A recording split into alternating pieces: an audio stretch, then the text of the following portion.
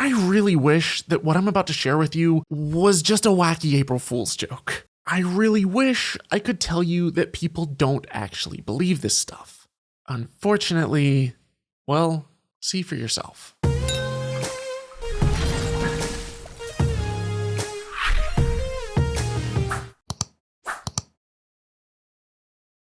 Earlier this month, in preparation for my expose video on pseudo-archaeologist Ron Wyatt, my editor Eric and I took a road trip up to the middle of sister boinking nowhere. We drove 14 hours past countless Christian billboards straight into the belly of the Bible Belt. Our mission was to tour and film the Ron Wyatt Archaeological Museum. And I use the word archaeological in the loosest sense of the word, because this is a dude who claimed he found the Tower of Babel by looking out of his plane window upon God's beckoning. And God had arranged that commercial airline flew right past the Tower of Babel where I could get a perfect shot of it right out the window, and there it is, the top of that picture. But that will have to be a video for another day, because literally just down the road, Eric and I had lodged up at an Airbnb out in the country, which I thought was going to be a remote self-check-in experience. But the second we pulled up, we were greeted by an eccentric old fart from Chicago who scoffed at our COVID masks and called the whole thing a known hoax. I can't help but refer to her as the Q Fairy because the level of conspiracy-headed, pseudoscientific, anti-intellectual, dogmatic, faith-based, paranoid woo that she was about to spew was straight-up fairy tale level unbelievable. She told us how Texas was going to be the new US capital once the new 1776 revolution took off, fueled by the outrage over what they were finding in the secret tunnels hidden beneath the White House. To her, the traitors who raided the US Capitol a couple months ago were unsung American heroes, and for all I know, she could have been among their ranks.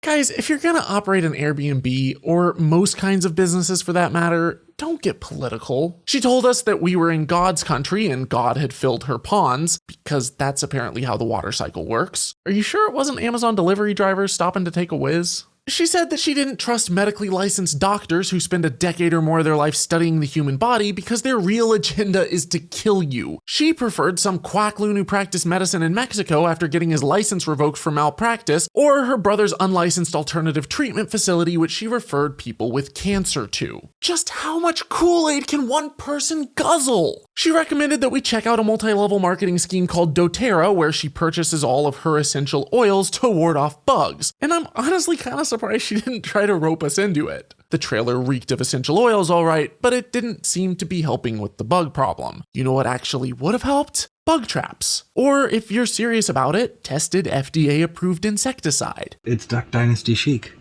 It's dear sweet Jesus. She walked us around the inside of the small trailer with absolutely zero regard for social distancing and spent way too long showing us how to operate everything from the coffee pot to, I kid you not, the kitchen faucet. Every single thing. She was like trying to show us How to use the toilet. A small piece of paper with instructions would have done just fine. We just wanted to go to bed, but she wouldn't leave. I'm not going to fault her on the tour though, because I'm used to Southern hospitality, but she could have kept some of her religious opinions to herself. As she wrapped up the tour, I asked her if there was a way to lock the doors, to which she responded, no one's going to come and bother you out here, before turning to Eric, seductively touching his chest and saying, unless you want me to, honey. This lady wouldn't stop touching me. She wouldn't stop touching Eric. I've stayed at a lot of Airbnbs, even one that advertised itself as a wellness center, but I've never had anything like this. The Q Fairy was a walking bingo card of nutbaggery. Inside, there were homeopathic books on the healing properties of water, which apparently has memory, a book on earthing, which is where you balance out your electrons by walking around barefoot, a DVD about spirit healing, and a book called Natural Cures They Don't Want You to Know. I can only imagine who they are. There was even that movie about the kid who several months after surgery claimed that he had actually gone to heaven while under and saw Jesus on a rainbow horse. She had several more Christian movies, and to top it all off, Eckhart Tolle and the miraculous effects of coconut oil. And in the back, ancient aliens. So she's where all of these people make their money. Aside from that, there wasn't much in the line of entertainment other than a two-piece Amish pyramid puzzle. It's an Amish-made pyramid puzzle, and it is 2 pieces. Ta-da! But it wasn't all negative. I saw a sticker that at first got my cult senses tingling, but it turns out was just a humanist motto for the Florida Keys, meant to be inclusive of people regardless of race, nationality, sexuality, etc. The property was beautiful, and I love getting out in the country. It was still peaceful and relaxing, but all of the over-the-top insanity was a little unsettling and extremely unprofessional. Like the Bible verses plastered around the wall, and the creepy prayer above my bed.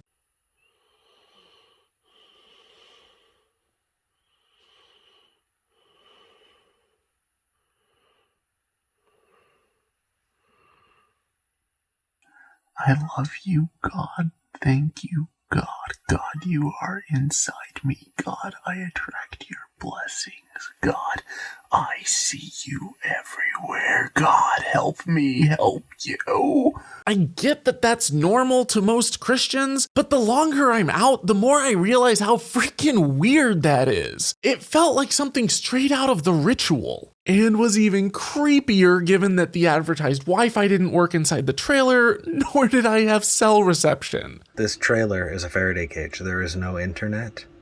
It cannot. Like, you step outside and you can get some, but good luck calling for help. Before she left for the night, she talked about the power of positive energy in a way that would have given Rhonda Byrne an O-face, and in keeping with that sentiment, had scribbled statements of wishful thinking all over the trailer, embracing the law of attraction one small post-it note at a time. Now, I know that this is nothing new. Whether we're talking about the rise of the spiritual movement or John Todd and his claims about the Illuminati, Americans have been buying into nonsense for centuries. And honestly, it makes me glad that Tide Pods didn't exist in the 1800s, or we'd probably all be extinct by now. But it doesn't have to be new to be disturbing. While I try to make light of incredibly depressing situations through humor, my goal is not to simply put this woman down. Does she hold incredibly harmful ideas? Yes. Do I think that they're ridiculous?